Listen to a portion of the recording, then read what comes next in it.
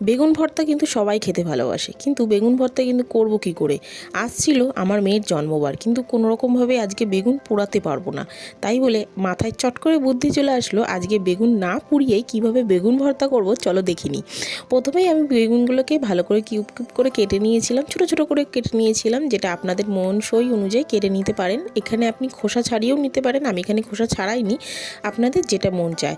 তারপর কড়াইতে অল্প সামান্য তেল দিয়ে ওর মধ্যে বেগুনগুলোকে দিয়ে দেবো। দিয়ে এখানে আমি একটু সাইড করে কেটে নিয়েছিলাম টমেটো, পেঁয়াজ, ধনেপাতা, কাঁচা লঙ্কা। এইগুলোকে আমি উনুনে দেবো না, এটা কাঁচাই থাকবে। তারপর এখানে বেগুনগুলোকে সামান্য নাড়াচাড়া করে নুন হলুদ দিয়ে নাড়াচাড়া করে তারপর জল দিয়ে দেবো, 1 বাটি জল দেবো। এখানে মেন জিনিসটা হলো জলে সেদ্ধ হবে ব্যাপারটা।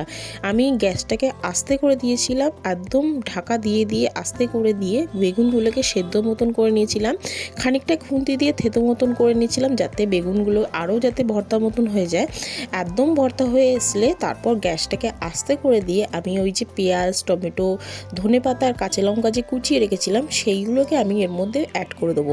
এইটা আমি গ্যাস বন্ধ করে রেখে করেছি একদম।